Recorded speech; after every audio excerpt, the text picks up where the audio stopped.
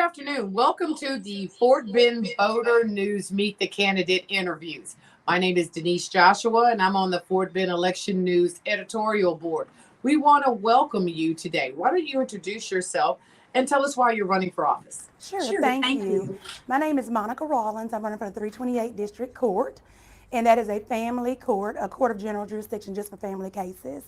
And I've been a practitioner in family law for 20 years, a little bit over 20 years. And so it is now my desire to move forward.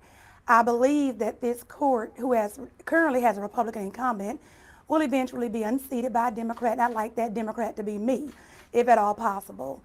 I believe I'm qualified. I believe I have the compassion and the desire to be in that seat, and I love to be in that seat to serve the people of Fort Bend.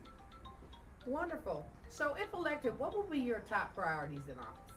My top priorities in serving the people of Fort Bend would be to get the docket moving, and what I mean by that is we currently have cases in Fort Bend that have been sitting on the docket 3-4 years with no conclusion. So number one, I'd like to see if we can get some of these divorces, modifications, whatever case it may be, set to the side and set for trial. And if we need to issue scheduling orders so that we can get that done, then that's what we'll do.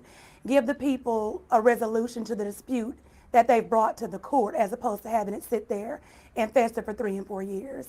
And in the manner in which I intend to do that would be to implement a night court.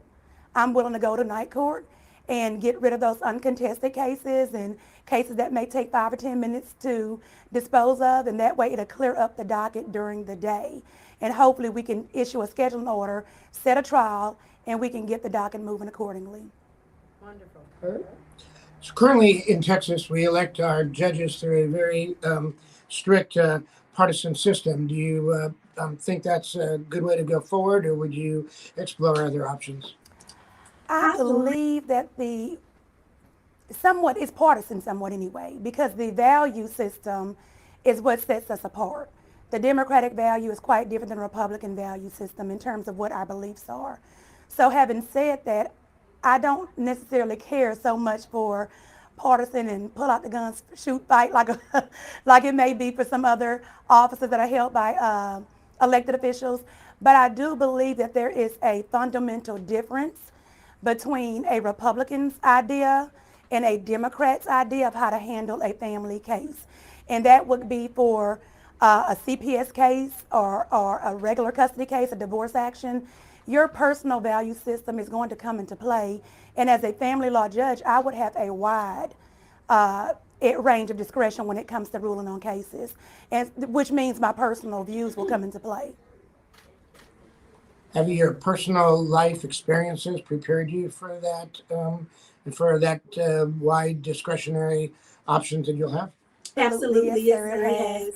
In addition to practicing 20 years, I'm a divorced single mother.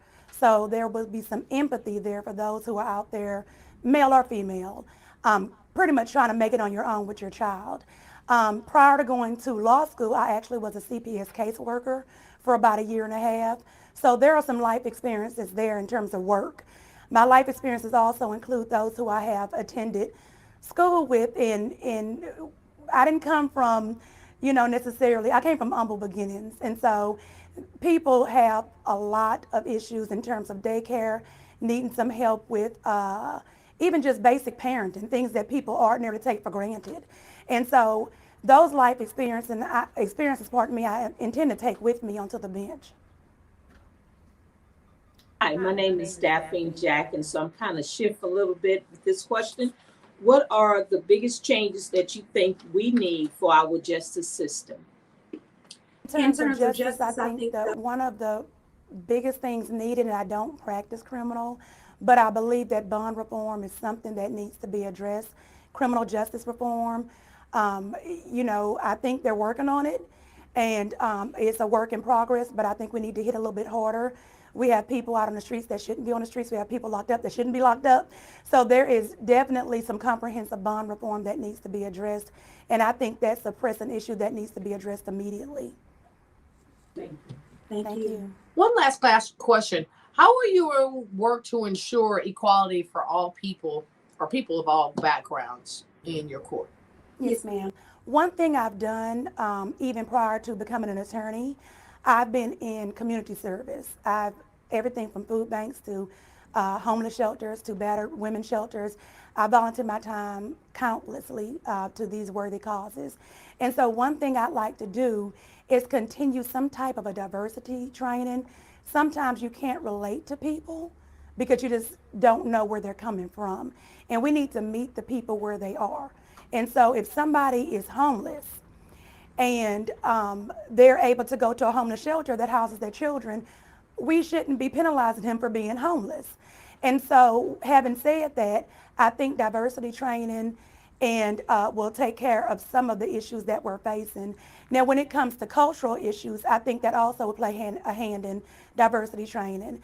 Often there are cultural differences, and those prejudices are the bias that people have instilled in them. Not that they're bad people. We all have some form of bias. But I think that it would open us up if we do diversity training or cultural training and let us see, okay, this is why they're doing this, and I can understand where we're coming from. You know, I think learning about different cultures and people with different backgrounds will enable us to see where people are coming from and meet those needs. Thank you. Okay, in closing, if elected, what will be your top priorities? In addition to clearing up the docket, I would like to implement a community-based program. I know some of the courts have already kind of hit the ground running. They have some good things going on. In the family court in particular, I have watched in Harris County the trauma court take off. They have a girls court, they have a drug court. I like to mimic one of those courts. I hear about a veterans court.